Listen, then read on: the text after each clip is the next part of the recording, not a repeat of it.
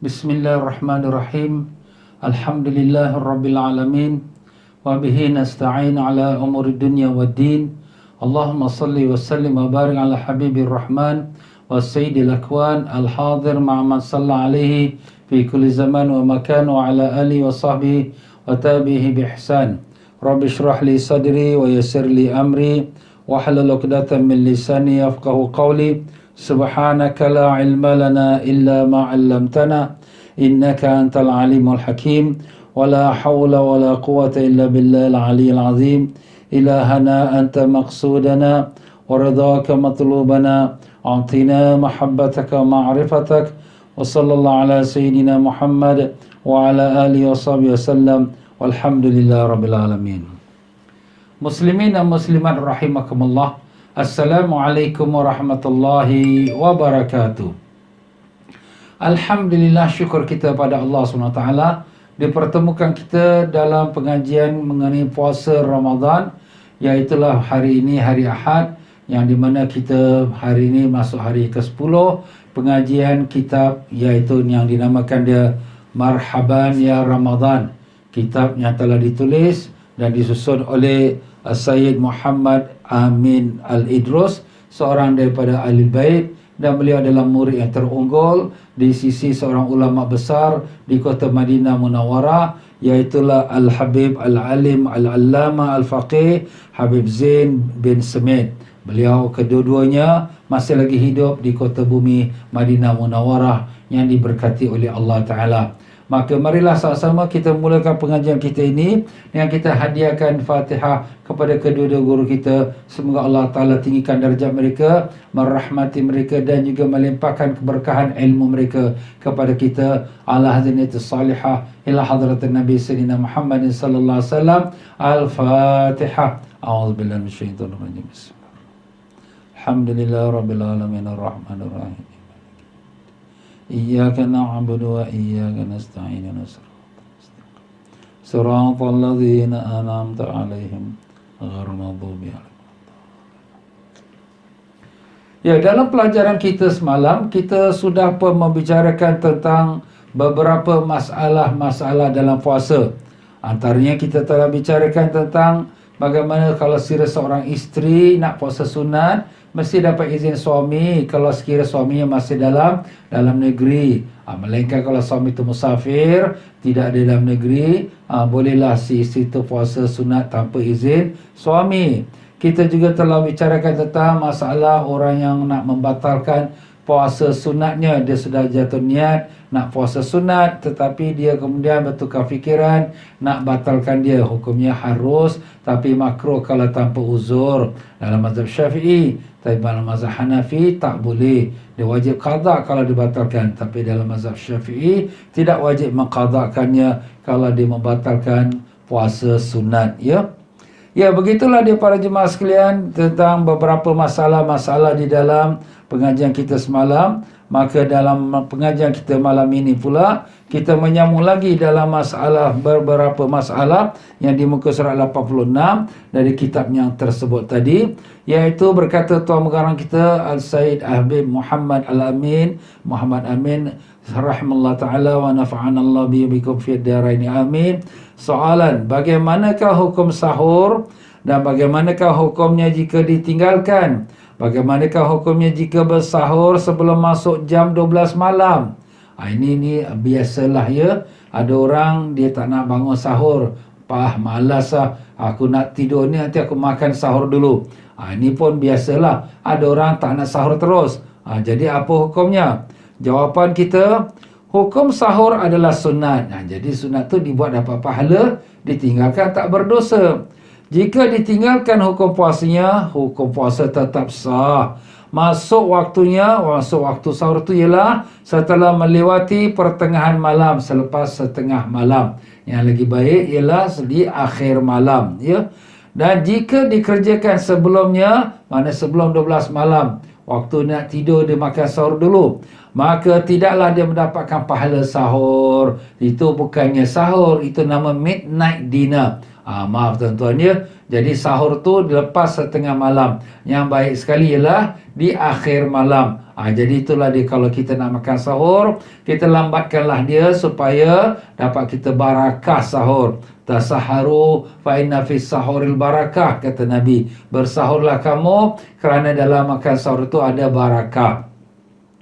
Soalan berikutnya, seorang yang berpuasa qada bertepatan dengan hari Ashura 10 Muharram atau puasa sunat lainnya, apakah dia mendapatkan dua pahala? Pahala puasa qada dan sunat hari Ashura? Jawapannya, dia mendapatkan pahala untuk kedua-dua puasa tersebut jika dia niatkan untuk kedua-duanya. Menurut pendapat yang kuat dalam mazhab Imam Syafi'i rahimahullah ta'ala.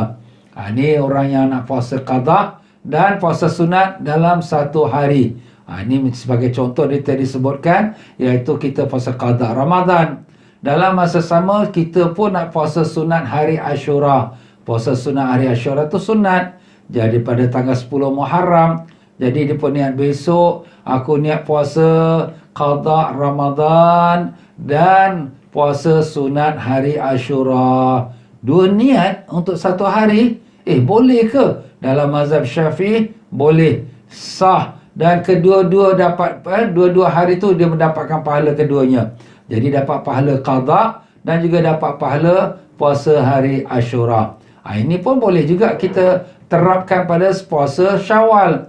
Umpamanya kalaulah kaum ibu yang dia uzur dalam bulan Ramadan dan kemudian dia ada tinggal 6 hari daripada hari Ramadan yang wajib puasa, maka dia pun bila dalam bulan Syawal, dia pun niat, aku niat puasa besok hari qada Ramadan dan puasa sunat Syawal. Itu yang kita namakan puasa 6 lah. Tapi kenapa dia puasa 6? Kerana 6 tu 6 hari. Tapi sebenarnya nama dia ialah puasa sunat Syawal. Habis dapat kedua-duanya? Dapat kedua-duanya. Dapat pahala qada dan dapat pahala puasa sunat Syawal. Jadi boleh dia combinekan dia. Bahkan kalau ada 2-3 hari dia nak combinekan pun boleh. Kebetulan pula besoknya hari Isnin. Jadi dia boleh combinekan, aku esok hari puasa qada Ramadan dan puasa sunat Senin dan puasa sunat Syawal. Umpamanya lah. Itu semua dia akan mendapat innamal a'malu binniyat. Yang tak boleh tu kalau dia niat dua-dua tu yang wajib. Dia niat puasa qada Ramadan dan dia pun niatkan untuk puasa nazar yang telah dinazarkan. Nazar dah jadi wajib.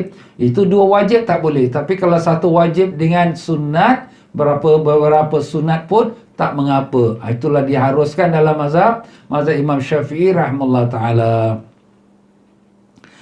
Faedah dalam bab puasa Ramadan. Faedah pertama, berbuka dan sahur sebelum dan setelah masuk waktu. Pertama, kesimpulan hukum berbuka puasa.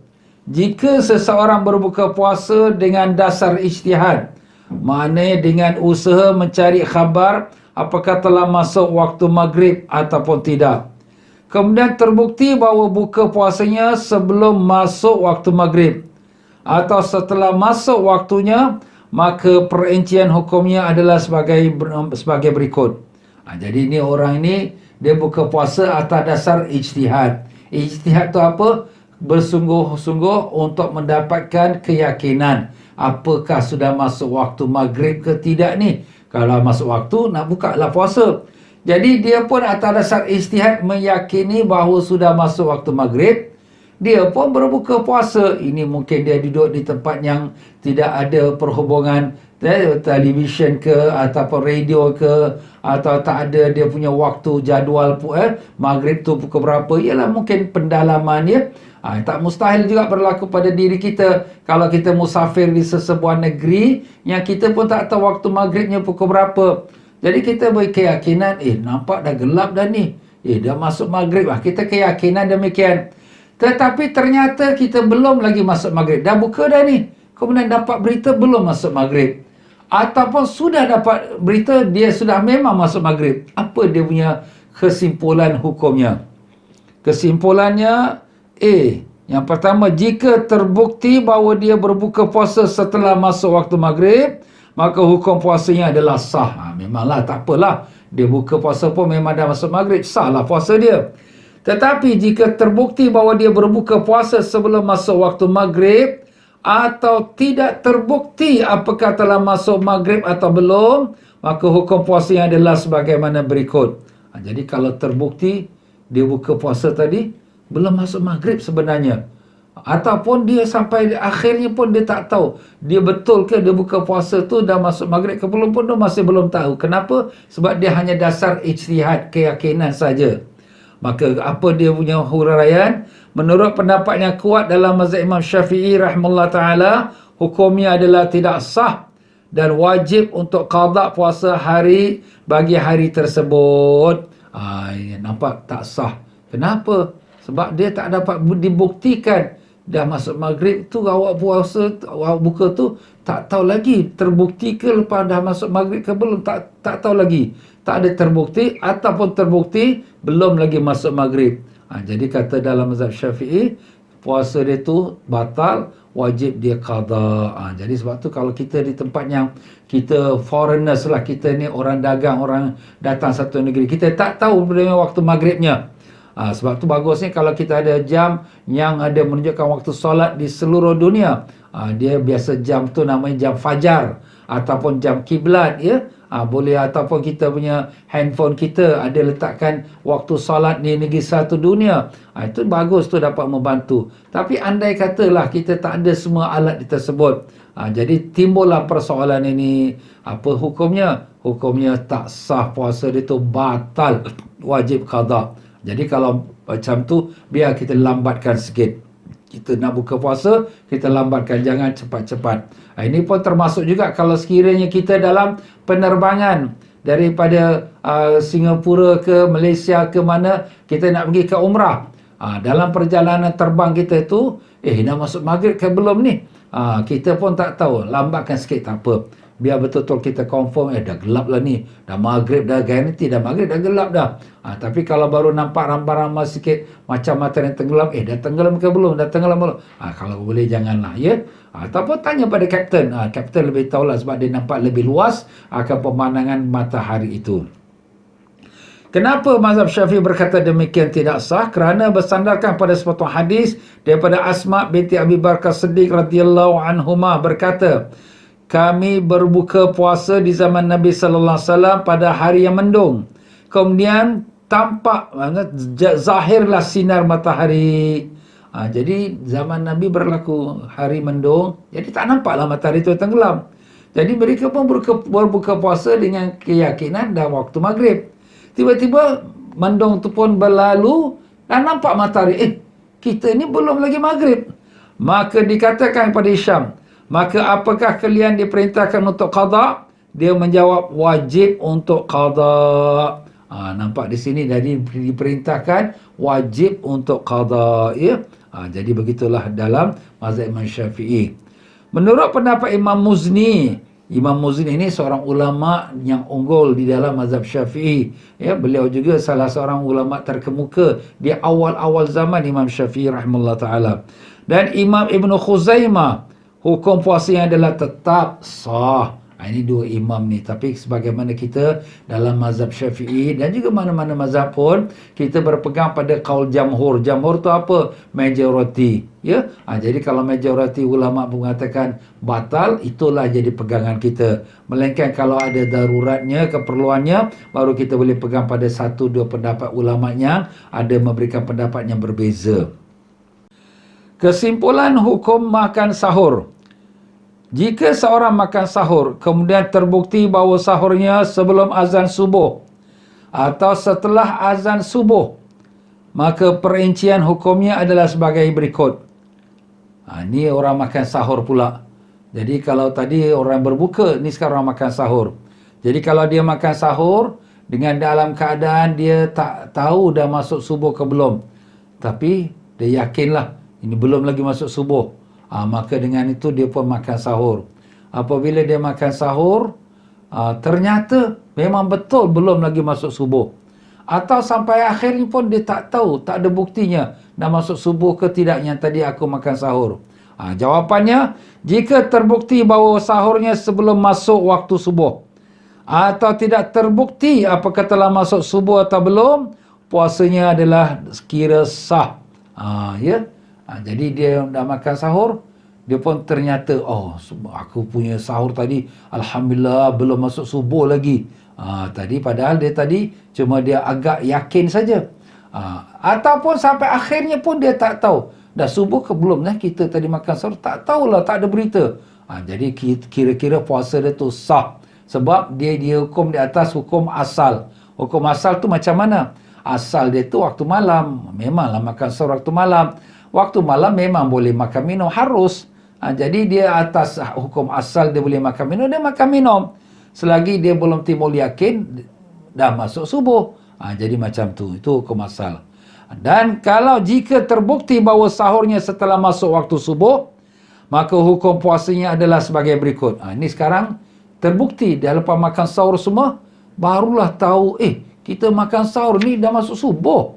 Maka menurut pendapat yang kuat dalam mazhab Imam Syafi'i rahimahullah ta'ala, hukumnya adalah tidak sah dan wajib untuk qada puasa. Dah ada makan sahur, dah masuk subuh, wajiblah dia qada puasa. Tetapi dalam masalah ini, Imam Muzni dan juga Imam bin Khuzaimah, kedua-dua mereka ulama besar dalam mazhab Syafi'i, mengatakan hukum puasanya sah. Tetapi kita dalam masalah ada pendapatnya berbeza dalam mazhab. Kita selalu pegang pendapat jumhur, majority, iaitu pendapatnya ramai.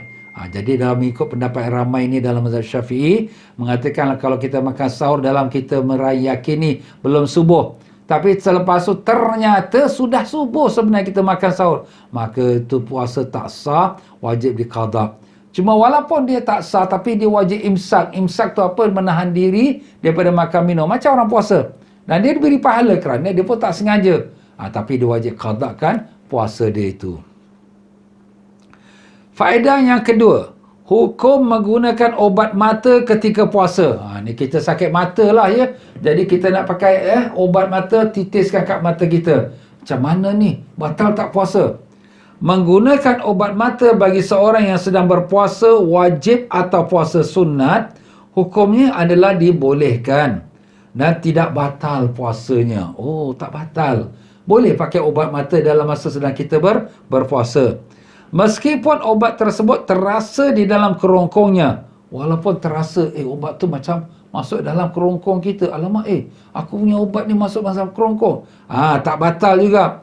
Kerana kelopak mata bukan termasuk rongga tubuh yang terbuka. Jadi kita dah sebutkan dalam pelajaran yang awal, batal puasa bila masuk sesuatu dalam 5 rongga yang terbuka. 5 rongga terbuka tu apa? Mulut, hidung, telinga dan 2 kemaluan depan dan belakang. Jadi 5. Jadi kalau masuk sesuatu batal puasa. Tetapi mata bukan dalam bahagian rongga yang terbuka. Jadi dengan itu bila masuk sesuatu pun dia tidak membatalkannya. Ini kerana kelopak mata bukan termasuk rongga tubuh yang terbuka dan masuknya obat tersebut ke dalam kerongkong dengan cara penyerapan hal ini menurut pendapat yang kuat dalam mazhab Imam Syafi'i. Jadi dalam mazhab Imam Syafi'i tidak batal. Dan juga dalam pendapat Imam Abu Hanifah. Sedangkan pendapat Imam Malik dan Imam Ahmad hukumnya batal. Ni ada berbeza pendapat ulama lah. Jadi Imam Syafi'i sama Imam Hanafi kata tak batal. Sebab memang asalnya mata bukan rongga terbuka. Tapi mazhab Imam Malik dan Imam Ahmad batal. Wajib qada. Itu perbezaan pendapat ya. Faedah yang ketiga, hukum menggunakan obat titis telinga. Menggunakan obat titis telinga ketika sakit telinga yang tidak mampu untuk ditahan. Bagi seseorang yang sedang berpuasa wajib atau puasa sunat, hukumnya adalah dibolehkan dan tidak membatalkan puasanya kerana termasuk perkara darurat dengan 2 syarat. Ini masalah sakit telinga. Kita dah kata tadi, telinga ni termasuk rongga terbuka. Tak boleh masukkan sesuatu dalam telinga kalau sekiranya kita puasa dan boleh batalkan. Sekarang kita sakit. Aduh, sakit. Berdesin-desin telinga kita ni. Kita nak kena pasang ubat. Ubat tu nak kena titiskan dalam telinga kita. Jadi di sini katakan sah puasa, tidak batal atas dasar darurat. Tapi macam mana syarat dia? Syaratnya, pertama, tidak ada kemungkinan rasa sakit akan berkurang tanpa dengan menggunakan obat. Maknanya kalau tak pakai ubat ni memang sakit ni tak akan berhenti. Aduh, sakit. Mengganggu kita. Itu pertama. Syarat kedua, yakin obat tersebut dapat mengurangkan rasa sakit atau menyembuhkannya. Hal ini dapat diketahui dengan pengetahuan dirinya atau khabar dari doktor. Jadi macam tu. Doktor kata, this the only medicine. Inilah saja obat yang boleh menyembuhkan ataupun mengobati sakit telinga kau tu. Dah tak ada lagi. Ataupun memang dah orang kata, ini memang ubat ni mujarab ni. Ni kau boleh pakai ni. Dah tak ada ubat lain lagi. Itulah makna darurat. Sakitnya tersangat-sangat dan kemudian yakin tak ada obat yang kita pakai tu boleh mengurangkan sakit kita itu dengan izin Allah Ta'ala jugalah, ya. Jadi dengan syarat tersebut, bolehlah dititiskan obat ke dalam telinga kita untuk mengobati sakit telinga kita. Walaupun itu memasukkan sesuatu dalam rongga terbuka, tetapi tidak membatalkan puasanya. Faedah yang keempat, hukum memasukkan jari ke dalam kemaluan.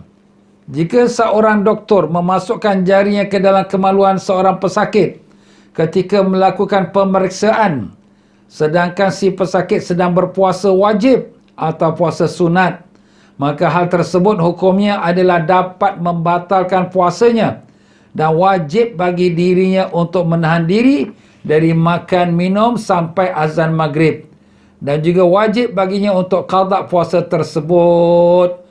Jadi ini mengenai kita pergi jumpa doktor, kita ada hal lah sakit kita ni. Sakit kita ni, maaf kata, doktor terpaksa menjolokkan jari ke dalam dubur kita, kemaluan kita. Jadi dengan itu kita punya, maaf kata, kemaluan kita tu rongga terbuka, dimasuki sesuatu. Apakah batal? Jawapan di sini batal, ya. Wajib diqada, maupun dia puasa sunat ataupun puasa wajib, sebab dah masuk sesuatu dalam rongga terbuka. Hal ini menurut pendapat yang kuat dalam mazhab Imam Syafi'i rahimahullah ta'ala dan mazhab Imam Abu Hanifah rahimahullah ta'ala. Sedangkan pendapat Imam Malik dengan mazhab Hambali tidak membatalkan. Itu mazhab Imam Malik dengan Imam Hambali, ya.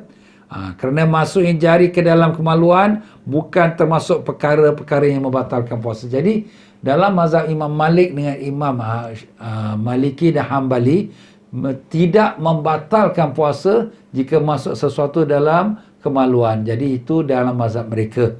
Jadi dengan itu masukkan jari yang doktor nak test apa ke, maka itu tidak membatalkan puasa pasien tersebut. Faedah yang kelima, hukum menggunakan obat bagi pesakit asma. Jadi pesakit asma ni semputlah, ya. Menggunakan bantuan pernafasan dengan obat. Contoh, Ventolin bagi pesakit asma dan sedang berpuasa wajib atau sunat. Hukumnya adalah dibolehkan jika amat diperlukan dan dapat membatalkan puasanya. Jadi masalah ni, kita orang-orang yang semput, di mana dia perlukan bantuan Ventolin. Ventolin tu dipumpkan dalam mulutnya. Bila dia sesak, dia nafas dia susah nak bernafas, dia pun pumpkan dalam mulut dia. Maka dapatlah lega sikit. Dalam keadaan ini, boleh ke tak boleh dia buat macam tu? Jawapannya boleh. Sebab apa? Darurat. Terpaksa nak menyelamatkan diri dia, nyawa dia. Tetapi macam mana hukum puasa? Hukum puasa dia batal. Wajib dia qada. Hal ini menurut pendapat sebahagian besar para ulama, iaitu pendapat yang kuat, ya. Kerana terdapat zat serbuk yang dilepaskan ke dalam kerongkong dan masuk melalui rongga dengan sengaja. Jadi pendapat ini merupakan pendapat rajih. Rajih itu yang kuat dari sisi kelompok ulama yang banyak dalam mazhab Syafi'i. Kenapa? Sebab bila dia sembuhkan ataupun hembuskan dia punya Ventolin tu, dia ada macam keluar habuk-habuk air, ya, yang di mana obat lah tu masuk ke dalam mulut. Jadi maknanya memasukkan sesuatu dalam rongga yang terbuka. Jadi memasukkan sesuatu dalam rongga terbuka tu membatalkan puasa. Jadi kalau batal puasa, batal lah. Maka wajiblah dia qada. Ini pada pendapat yang kuat, ya. Tetapi memang adalah juga pendapat yang menyalahi pendapat yang kuat. Ada sekelompok ulama pula yang lain dalam mazhab Syafi'i juga yang menghukumkan harus. Kenapa? Sama juga seperti telinga tadi. Telinga tadi sakit. Kalau tak letakkan obatnya tu, nanti dia akan terus sakit. Jadi dia yakin dengan obat tu dia menyembuhkannya atau mengurangkannya. Jadi ini sakit dan bernapas. Sakit bernapas ni lagi berat daripada sakit telinga. Sakit bernapas ni nyawa. Jadi di sini setengah ulama membolehkan walaupun dia dalam keadaan puasa sebab darurat. Jadi itu ada perbezaan pendapat. Cuma yang kuatnya ialah batal puasa dan wajib qada. Itu yang kuat. Tapi kalau sekiranya nak pegang pada pendapat yang lemah, walaupun lemah tapi ada juga pendapat yang demikian, diharuskan. Tapi walaupun pendapat yang kuat tu kata tak, kita katakan batal puasa wajib qada, tapi beberapa hukum ada berkaitan yang menggunakan obat tersebut. Pertama, wajib untuk menahan diri dari makan dan minum sampai maghrib. Jadi walaupun dia dah gunakan Ventolinnya, dah kira macam batal lah bagi pada pendapat yang pertama, tetapi dia wajib juga macam orang puasa, jangan makan minum sampai maghrib. Sebab itu hukum menghormati Ramadan. Dan wajib qada puasa yang telah batal itu, wajib diqada. Dan jika sakit tersebut tetap terdapat pada dirinya sampai dia meninggal dunia. Ini mungkin orang kata, Ustaz, kalau macam ini saya nak qada, saya ni setiap kali puasa pun nanti saya semput. Setiap kali saya semput, saya pakai. Bila masa nak qada? Ini dia punya jawapan dia. Jika sakit tersebut tetap terdapat pada dirinya sampai dia meninggal dunia, maka dia tidak berdosa dan tidak wajib bagi ahli warisnya untuk qada. Dan juga tidak wajib untuk bayar kafarah. Dia tak mampu sebab dia sakit. Dia cuba puasa tapi dia tak boleh. Bila puasa saja, semput paksa pakai Ventolin. Melainkan kalau dia puasa tak semput, Alhamdulillah, dia dapatkan qadakan satu hari. Jadi dia kena cubalah setiap hari ataupun lat-lat untuk dia puasa, untuk dia qadakan puasa yang batal dengan kerana pakai Ventolin itu pada masa dia berpuasa. Ini pada pendapat yang kuat yang mengatakan batal puasa. Tapi sebagaimana saya sebutkan tadi, ada juga pendapat yang lemah dan boleh juga dipakai. Kalaulah kita nak pakai pendapat yang lemah tersebut dalam mazhab Syafi'i yang mengatakan tidak batal, maka tak adalah wajib qada puasa dia, ya. Tapi yang bagusnya kita pegang pendapat kuat. Tapi Ustaz nak kena qada ke? Itu yang baiknya kita qada lah. Kalau kita qada pun dalam keadaan masalah sama juga, dah kita qada pun nanti kalau qada puasa nanti semput lagi. Setiap kali puasa semput lagi. Itu kalau sampai kita mati pun macam tu, kita tak berdosa lah. Tapi kalau sekiranya dalam pada masa yang lain tu, kalau kita qada tu tak mengganggu kita dengan semput, itu lebih baik kita qada sebab berpegang pada pendapat yang pertama. Wallahu a'lam. Faedah yang keenam, masuk air ke dalam telinga ketika mandi hadas besar ataupun mandi sunat bagi seorang yang berpuasa. Dia mandi, kemudian mandi hadas besar, maka termasuk air dalam telinga. Masuk air ke dalam telinga ketika mandi hadas besar ataupun mandi sunat bagi seorang yang sedang berpuasa, hukumnya adalah tidak membatalkan puasanya. Kerana mandi tidak akan sempurna kecuali dengan membasuh dua telinga. Ini kalau memang wajib, mandi wajib tu dah memang tentulah nak kena basah semua anggota badan kita yang zahir, termasuk telinga kita. Tapi tersilap, kita punya tangan ni, air tu dah terlebih pula masuk ke dalam. Macam mana ni? Kalau kita mandi wajib. Ataupun mandi sunat. Mandi sunat pun memanglah disuruh mandi. Mandi hari Jumaat misal kata. Kita nak pergi solat Jumaat. Ini kita sedang puasa Ramadan umpamanya. Maka di sini taklah membatalkan. Kenapa ni? Ini sama juga macam kita berkomor-komor. Ingat pelajaran kita 2-3 hari yang lepas, bila seorang tu berwuduk. Wuduk ini wajib nak ambil air semayang. Tapi berkomor-komor tu sunat bila dalam wuduk. Tapi kita ambil pelan-pelan kita komor-komor, tapi tertelan. Astagfirullah, tertelan. Tak sengaja tertelan. Maka dengan itu tak batal puasa kita. Walaupun tertelan, bukanlah banyak kan, tertelan sikit je lah ya. Jadi sebab tu kalau orang yang berpuasa ni, maaf kata selalu ada habit, na'udzubillah, suka ludah-ludah. Kenapa ni? Air ludah kat dalam, nak buang air ludah. Air ludah selagi kat dalam mulut, dia tidak membatalkan puasa kalau kita telan, tak batal. Tapi kalau dia dah keluar daripada mulut kita, maka bila kita telan tu batal. Tapi kalau sekiranya kahak, kahak ni maknanya tebal lah ya. Dia keluar daripada tekak kita. Kita pun keluarkan dia, maaf kata ke dalam mulut kita lah. Kemudian kita telan balik. Di sisi sebahagian pendapat ulama mazhab Syafi'i yang kuat, itu batal. Kenapa pula kahak tu boleh batal pula? Kerana kahak tu tebal. Maaf kata, kalau dah banyak kahak dia telan, kenyang pula.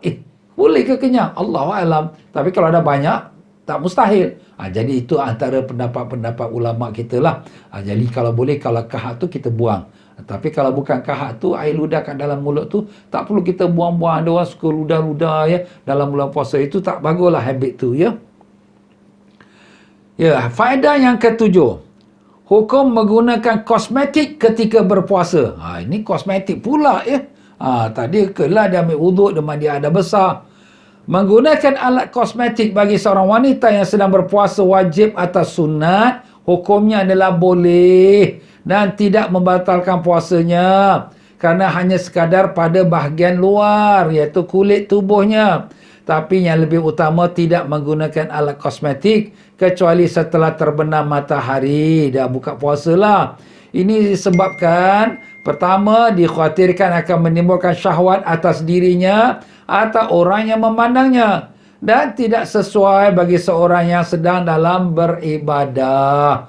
Kita ni puasa dalam ibadah, yang kau ni bersolek-solek ni ada apa hal pula? Nak menggoda ke orang lelaki tengok kau tu? Nanti orang lelaki tengok dah bernafsu pula. Kan tak bagus. Nampak ya? Tapi dari segi hukum asas tu yang basic, tak batal sebab dia bukan makan, dia bukan minum, bukan masuk dalam tubuh badan. Cuma ialah tak baguslah kalau kamu ni dalam puasa, melainkan kalau sekiranya nak pergi kerja lah misal kata, bukanlah bersolek itu apa sangat, cuma sikit-sikit untuk bersih-bersihkan muka. Tapi janganlah kita bersolek macam kita nak jadi pengantin pula. Ini nak pergi orang kahwin ke? Kau yang nak kahwin. Maaf tuan-tuan ya, ni kita cakap je lah ya. Faedah yang ke-8, hukum menggunakan minyak gosok balsam ketika berpuasa. Ini dalam masa dia berpuasa, jadi dia menggunakan minyak gosok. Minyak cap kapak ke ya, atau minyak balm ke ya, peninglah kepala, mabuk lah ya. Menggunakan minyak gosok balsam bagi seorang wanita yang sedang berpuasa wajib atau sunat, hukumnya adalah boleh dan tak membatalkan puasa kerana ia hanya sekadar pada bahagian kulit dan tidak masuk ke dalam rongga-rongga tubuh seperti mulut dan lubang kemaluan. Jadi bolehlah ya. Sebab dia bukan masuk dalam badan, cuma sapu ke atas badan sahaja ya. Faedah yang ke-9, hukum menggunakan obat penghenti rokok ketika puasa. Ini sekarang zaman moden ni ada juga orang yang menggunakan obat untuk menghentikan rokok. Jadi dia gunakan rokok elektronik umpamanya. Menggunakan obat penghenti rokok seperti nikotin bagi seorang yang sedang berpuasa wajib atau puasa sunat, hukumnya adalah seperti berikut. Jika hanya berupa obat yang ditampalkan di belakang leher, maka hukumnya adalah boleh dan tidak membatalkan puasa kerana hanya sekadar bahagian kulit saja. Ya, seperti nikotin patch. Ni ada juga obat ni, bendanya ditampal kat belakang leher. Untuk nak menahankan ketagihan dia untuk nak merokok. Itu bukan makan, bukan masuk badan. Sahlah puasa dia, tak batal. Jika berupa obat yang ditelan, maka hukumnya adalah tidak boleh. Dan jika tetap dilakukan, membatalkan puasa, wajiblah qada. Dah telan ni, nak masuk dalam kan. Dah telan tu nak kira makan lah. Jadi itulah dia jadikan batal lah puasa dia. Faedah yang ke-10. Hukum orang yang berpuasa tetapi tidak menunaikan ibadat solat fardu. Macam mana ni? Puasa, Masya Allah, tak tinggal. Sembayang, kadang buat, kadang tak buat. Ini hukumnya. Seorang yang melakukan ibadat puasa Ramadan tetapi tidak menunaikan ibadat solat fardu seperti solat subuh, zuhur, asar, maghrib atau isyak, maka perincian hukumnya, pertama, jika dia tidak salat fardu kerana engkar kewajipan salat, maka dia jatuh hukumnya tu tidak, dan mengatakan bahawa hukum salat tidak wajib, maka dia dihukumkan kafir dan seluruh ibadahnya dihukumkan tidak sah. Puasa dia pun tidak sah. Ini kalau dia berkeyakinan, mana wajib semayang, semayang tak wajib. Dia engkar. Habis ustaz, dia puasa macam mana? Puasa dia tak sah. Dia dah kira hukum terkeluar pada Islam. Kenapa? Sebab Allah sudah mewajibkan puasa, dia pula menafikan kewajipan berpuasa itu. Maka dengan sebab itu dihukumkan terkeluar pada Islam. Na'udzubillah. Jika tidak salat fardu kerana malas untuk melaksanakannya, maka dia dihukum fasik, wajib bertaubat dan qada salat yang ditinggalkan. Adapun ibadah puasa hukumnya sah, dan begitu juga dengan ibadah lainnya. Kalau dia tu malas saja, bukan dia tak kata tak wajib. Dia pun tahu wajib semayang, tapi malas ikutkan nafsu setan tu. Setan tak ada, tapi dia dah jadi dia punya kandidat dia. Kita kata na'udzubillah, dah jadi murid si setan tu. Tak semayang. Tahulah mak, tahulah, tapi tak semayang. Maka hukumnya dia apa? Berdosa. Dia kira fasik, orang derhaka. Habis puasa sah. Cuma di sisi sebagian ulama, walaupun puasa dia tu sah, tapi puasa ini adalah ibadat yang tergantung kepada salat. Salat tu apa? Salat tu tiang agama. As-salatu imaduddin, tiang agama. Salat tu tiang agama. Faman aqamaha faqad aqamad din. Siapa yang dirikan salat, dia mendirikan agama. Faman tarakaha faqad hadamad din. Siapa yang tinggalkan salat, dia telah robohkan agama. Kita nak bina rumah, kita kena ada fondasi dia. Dia punya tiang dia. Kita tak ada tiang, nak buat rumah macam mana? Tampal dinding kat mana? Nak letak atap kat mana? Mestilah ada dia punya tiang dia. Dah ada tiang, barulah kita buatkan dinding dia, tembok dia, bumbung dia. Macam itulah. Jadi salat ini merupakan tiang agama. Yang lain-lain tu sebagai dinding, tembok, bumbung, sebagainya. Jadi kalau tak ada tiang, nak berdiri yang mana? Sebab tu di sini walaupun dia tu berpuasa, jangan dia berpuas hati. Mesti wajib jaga sembahyang tu. Nasihatkan pada anak-anak kita yang masih ambil ringan tentang ibadat solat tu, ya, jangan beringan-ringan. Begitulah dia tuan-tuan dan puan-puan rahimakumullah. Kita selesaikan pengajian kita malam ini dan kita akan sambung lagi pada esok malam pada jam yang sama 9 malam dengan pengajian bab puasa ini. Jangan tinggalkan, banyak lagi tuan-tuan dan puan-puan, ya. Buku ni tebal, ya. Banyak lagi yang kita belum nak baca lagi. Dan semuanya itu bersangkut paut dengan puasa kita dan sangat berfaedah. Lebih-lebih lagi kita dalam bulan Ramadan yang sudah hampir dah. Hari ini hari Ahad, Senin, Selasa, Rabu, Khamis. 4 hari lagi. Hari Jumaat dah masuk 1 Ramadan. Allahumma ya Allah, berkatkanlah kami dalam sakit-baki bulan Sya'ban ini dan sampaikanlah kami kepada bulan Ramadan dalam sihat walafiat, dalam amal dan ibadat. Jadikanlah Ramadan tahun ini lebih baik pada yang sudah, ya Allah, dan jadikanlah kami sihat dalam untuk mengerjakan puasa Ramadan dengan sempurna, dan jadikanlah amalan kami ikhlas mencari keridaan-Mu, ya Allah. Kami mohon padamu, ya Allah, izinkanlah kami untuk dapat bersalat dalam rumah-Mu, ya Allah. Bukakanlah pintu-pintu rumah-Mu, ya Allah. Kembalikanlah kami dalam ibadat bulan Ramadan, bertarawih berjemaah dan bersama-sama kaum muslimin, ya Rahim. Dan mudahkanlah Kau bukakanlah pintu kota suci Mekah Madinah agar semua para bakal jemaah haji dan umrah dapat menunaikan ibadat yang mulia, ya Allah. Kami mohon padamu, ya Allah, ampunkanlah kami, ya Allah. Kami tahu Kau telah menurunkan akan wabak penyakit kerana dosa-dosa kami, ya Allah. Ampunkanlah kami, ampunkanlah ibu bapa kami, ampunkanlah guru-guru kami, ampunkanlah sekalian datuk nenek moyang kami, dan sekalian pakcik-makcik kami, adik-beradik kami, dan sekalian kaum muslimin dan muslimat yang hidup dan yang mati, ya Allah. Ya Allah, angkatkanlah penyakit ini daripada negara kami dan negara-negara jiran kami dan semua seluruh dunia ini, ya Allah. Dengan berkat syafaat Nabi Rasulullah sallallahu alaihi wasallam. Rabbana atina fid dunya hasanah wa fil akhirati hasanah وقنا عذاب النار وصلى الله على سيدنا محمد وعلى آله وصحبه وسلم سبحان ربك رب العزة عما يصفون والسلام على المرسلين والحمد لله رب العالمين سبحانك اللهم وبحمدك أشهد أن لا إله إلا أنت أستغفرك وأتوب إليك وبالله التوفيق والهداية والسلام عليكم ورحمة الله وبركاته.